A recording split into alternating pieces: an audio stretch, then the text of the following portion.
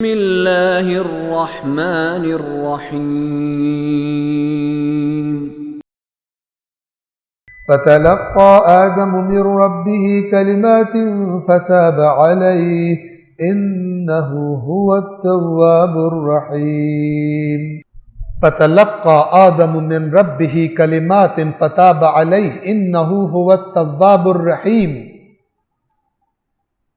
جیسے ہی تذکرہ آتا ہے قرآن میں، یعنی اللہ خود تذکرہ کرتا ہے کہ بندہ ذرا سا پریشان ہو گیا اللہ کی بات نہ مان کر، اسی وقت اللہ کا لب و لہجہ 180 ڈگریز، مثلا اپنے لفظوں میں کہہ رہا ہوں، لب و لہجہ 180 ڈگریز کیا ہوتا ہے؟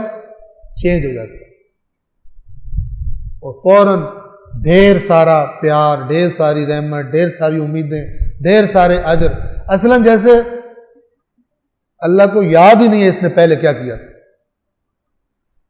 اپنا سگا بیٹا بھی ہو نا، اور بہت زیادہ باپ کو تنگ کرے نا، تو اور ایک عرصے کے بعد تنگ کر ٹھیک ہو جائے، تب بھی باپ کچھ عرصہ لگاتا ہے ٹھیک ہونے میں، اس نے کتنا مجھے.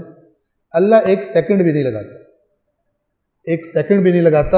اگر ساری عمر اس کی نافرمانی میں گزری ہو، ایک سیکنڈ بھی نہیں لگاتا. گویا کہ بھول گیا اس نے کیا کیا حرکتیں کی. اس لیے اللہ نے فرمایا جہنم میں کون جائے گا؟ لا یصلاھا الا الاشقی، جہنم میں شقی ترین جائے گا، اور کوئی نہیں جائے گا.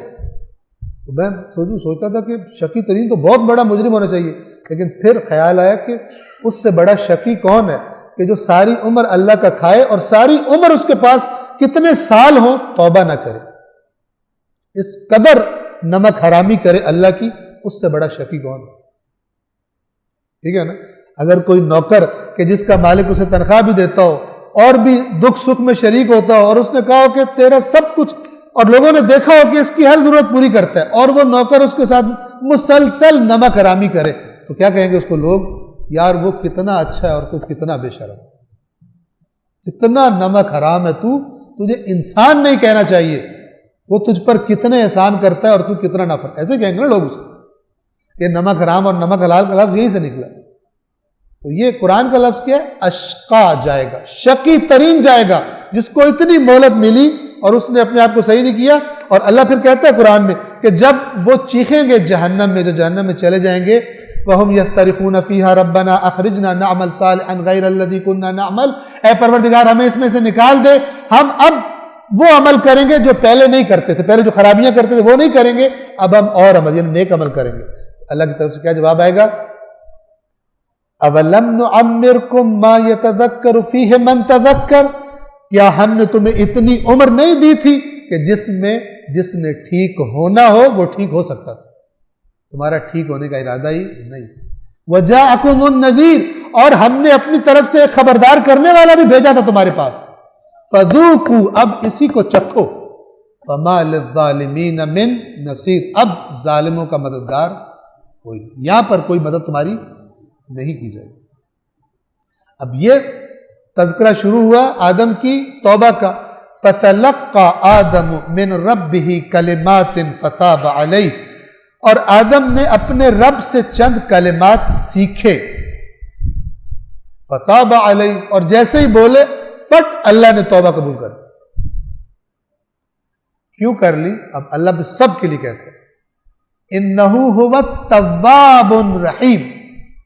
تواب الرحیم، اس لیے کہ اللہ توبہ قبول کرنے والا ہے. توبہ قبول کرنے والا نہیں، بہت زیادہ توبہ قبول کرنے والا، مبالغہ ہے.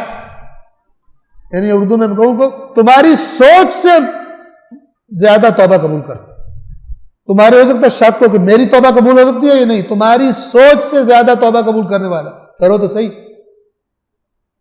اور قبول کرنے کے بعد رحیم، خصوصی رحمتیں نچھاور کرتا ہے اپنی. خصوصی رحمتیں، میں نے عرض کی تھی نا، رحمان عمومی رحمتیں، رحیم خصوصی رحمتیں. انہ هو التواب رحیم. کیوں خصوصی رحمتیں؟ اس لیے کہ اب بندہ چاہ رہا ہے اللہ کی طرف آئے تو اللہ کی خصوصی رحمتیں اس کو ملیں گی. انہ هو التواب الرحیم. گویا کہ آدم سے ناراضگی کوئی نہیں. اور اولاد آدم کے بارے میں بھی اللہ کا فارمولہ یہی ہے. گناہ جتنے بھی ہیں، ہاں یہ ضرور ہے، یاد رکھیے گا، یہاں بھی شیطان نے ہر بات کے لیے، اللہ کی بات کے لیے ایک اپنا دھوکہ بھی تیار کر کے رکھا ہوا. تاکہ جو منہ سیدھا کرنا چاہ رہا ہے اس کو تھوڑا سا ٹیڑھا کر دے اور طرف بھیج دے.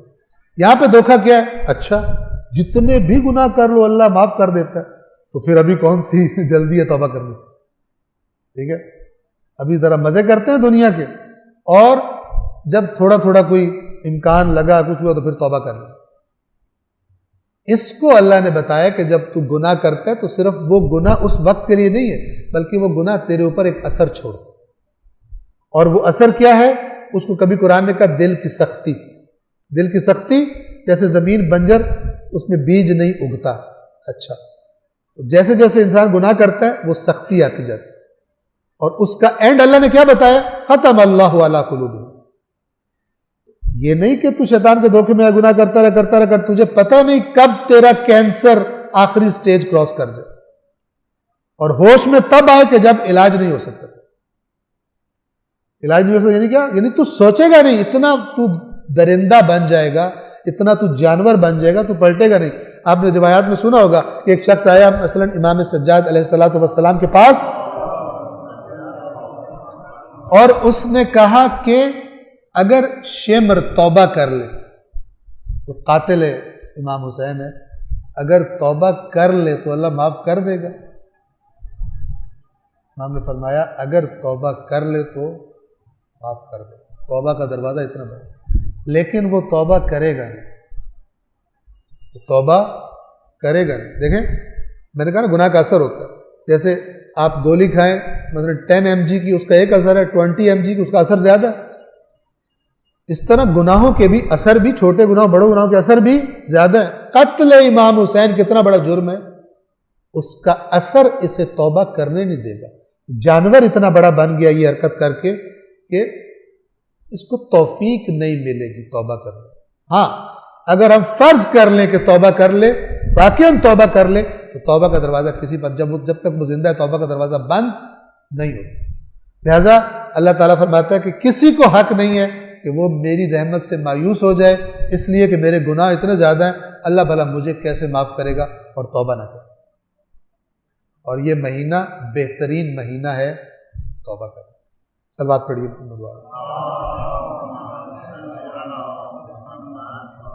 پھر آدم نے اپنے رب سے چند کلمات سیکھے.